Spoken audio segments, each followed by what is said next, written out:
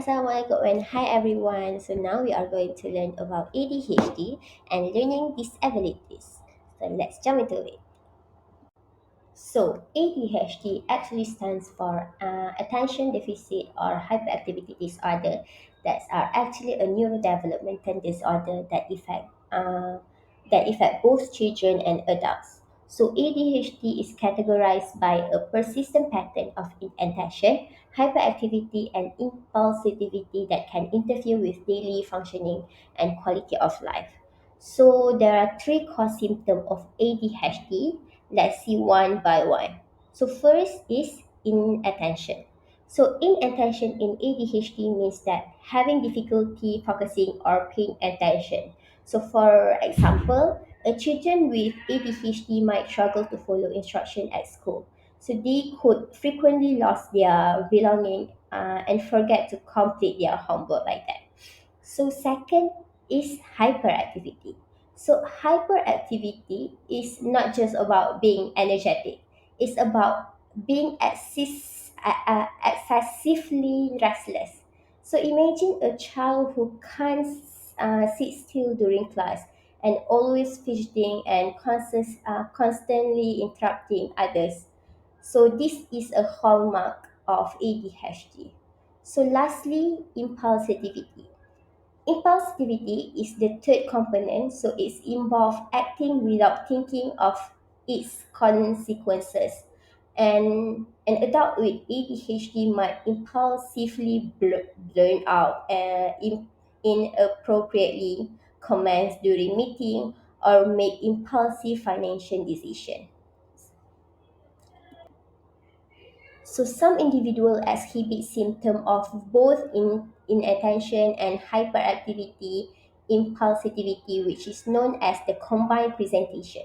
So for instance, a teenager might struggle with following through on tasks and also have difficulty controlling their impulses. So ADHD typically categorized into three main types, which are predominant in attentive presentation, predominant hyperactive impulsive presentation, and combined presentation. So let's learn one by one. So for predominant in attentive presentation, so this type is categorized primarily by difficulties with attention and focus. So individuals with ADHD often struggle to stay on task, follow through with instruction, and may appear forgetful or disorganized. So they may not display the hyperactivity or impulsivity commonly associated with ADHD. So second, predominantly hyperactive impulsive presentation. So in this type, these hallmark feature are hyperactivity and impulsivity with less pronounced inattention. So people with ADHD may be extremely fidgety, restless, and have trouble sitting still. So they also act impulsively without thinking through the consequences of their action. Alright, so lastly, combined presentation. So this is the most common type and involve a significant combination of inattention, hyperactivity, and impulsivity. So individual with ADHDC, which stand for combined, display symptoms from both the inattentive and hyperactive impulsive category. So they may find it is hard to focus and be hyperactive and act impulsively. So it's important to note that the symptom and their severity can vary widely among individuals with ADHD, and they may change over time. So accurate diagnosis and understanding the specific type of ADHD someone has are crucial in developing a tailored treatment and support plan. Okay, to be diagnosed with ADHD, the symptom must cause significant impairment in daily life and be present for at least 6 months. So, diagnosis often involve the comprehensive evaluation by a healthcare professional Professionals such as psychiatric or psychologists or pediatrician that involve comprehension assessment of the individual's behavior, medical history, and any other relevant information. So the cause of ADHD is actually not clear. It is believed to be influenced by a combination of genetic, environmental, and neurological factors. So fortunately, these are effective treatment for ADHD that include behavioral therapy, medication, lifestyle, and support. So the right treatment plan depends on the individual's specific needs. So, in summary, ADHD is a neurodevelopmental disorder that categorized by inattention, hyperactivity, and impulsivity. So, it can affect people of all ages and can lead to challenges in school, work, and personal relationship. So, understanding ADHD is the first step in providing support and resources for those who have it. So, if you suspect someone who might have ADHD, consider seeking help from a healthcare professional from a proper evaluation and guidance. So done with ADHD, now let's learn about learning disabilities. Let's go. So, what is learning disabilities? So, learning activities is actually a group of problems that affect a child's ability to master school tasks, process information, and communicate effectively. So, most of the learning disabilities is actually not associated with a specific neurological insult. So, this condition can impact various cognitive processes and they are not a result of factors like low intelligence, lack of effort, or inadequate teaching. So let's learn to about the what is learning activity in details. So first, disorder of motor function. So it's actually a medical condition that affects a person's ability to control their muscle and perform coordinated movement. So for example, include muscle weakness, movement disorder, and condition like cerebral palsy, stroke, multiple sclerosis, and ELS. So treatment options vary depending on the specific disorder and may include a physical therapy, medication, and assistive devices. Okay, next, educational disorder. So, educational disorder often referred to as a learning disabilities, which are conditions that affect person's ability to acquire, retain, or use information effectively. So, this disorder can impact skill like reading, writing, mathematics, or language. So, for example, dyslexia, a reading disorder, or dyscalculia, a math disorder.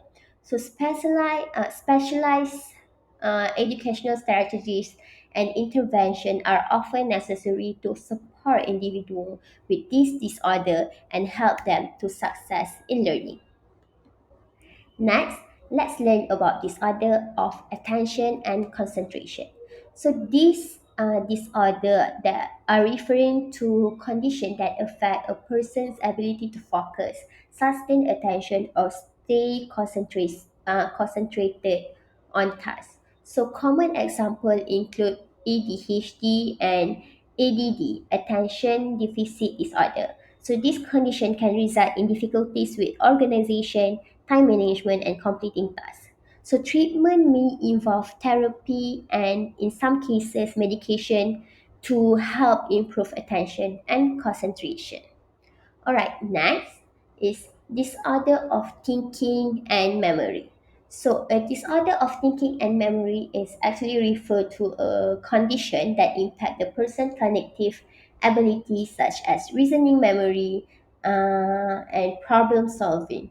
So, condition like Alzheimer disease and dementia leads to memory loss and cognitive decline, with condition like schizophrenia can affect thinking processes. So this disorder can significantly disrupt daily functioning and may require medical and therapeutic intervention to manage symptoms. Next, problem with speech and communication. So, problem with speech and communication refer to difficulties in expressing oneself or understanding language. These can include speech disorder like stuttering, language disorder in children, or condition like aphasia in adults, which impair language comprehension and expression. So this issue can hinder effective communication and may require speech therapy or other intervention to improve language and communication activities. Alright, next is auditory difficulties. So auditory difficulties challenges related to hearing and processing sounds. So they can range from mild hearing impairment to more complex condition like auditory processing disorder. So these difficulties can affect a person's ability to understand speech, process sound correctly, or filter out background noise. So treatment may involve hearing aids, therapy, or other intervention depending on specific auditory issues. Sensory integrative and perceptual disorder. So sensory integrative and perceptual disorder are conditions that affect how individuals process and interpret sensory information from their environment. So sensory integrative disorder, often associated with sensory processing disorder, involve difficulties in processing sensory input like touch, taste, or sound. So this will lead to sensory sensitivities or seeking sensory stimulation. So perceptual disorder. Perceptual disorder involve challenges in interpreting sensory information correctly. So for example, individual with visual perceptual disorder may have difficulty recognizing shape or letter. So both type of this disorder can impact a person's daily functioning, social interaction, and learning. So treatment typically involves sensory therapies and intervention tailored to address the specific sensory and perceptual issue. All right. Next is psychosocial problem.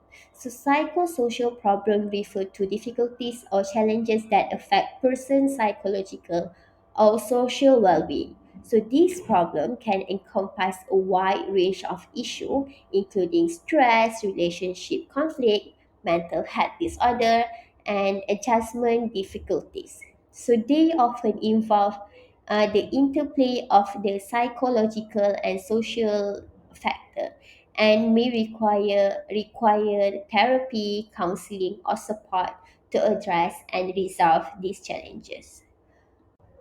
Okay, lastly, specific learning difficulties that accompany learning disabilities.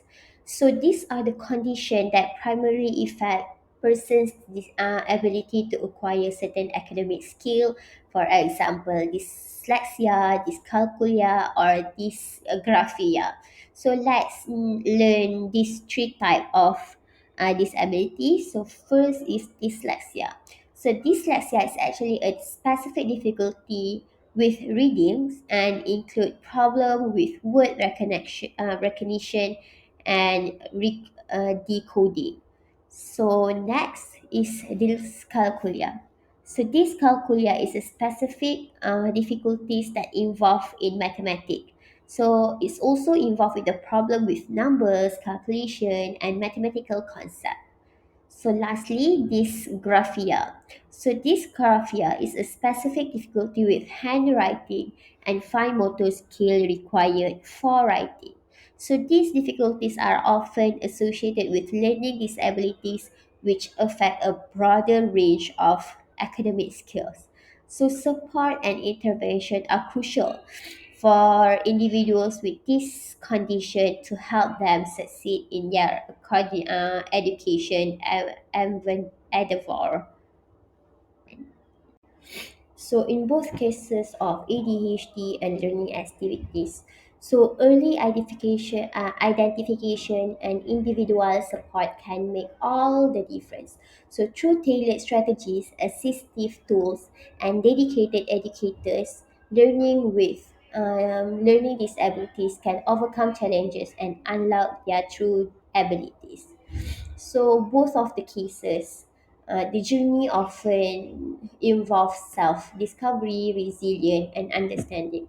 So, the stories of those who navigate ADHD and learning disabilities are stories of strength and determination. So it reminds us that every individual's path is unique. So we encourage everyone to promote awareness, understanding, and empathy for those with ADHD and learning disabilities.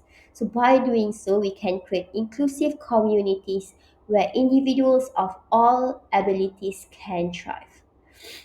So thank you for joining me for today's session. So we hope that you gain valuable insight into this condition and are inspired to make a positive difference in the life of those who face these challenges. So until next time, let's continue to learn, support, and grow together. Bye bye. Assalamualaikum.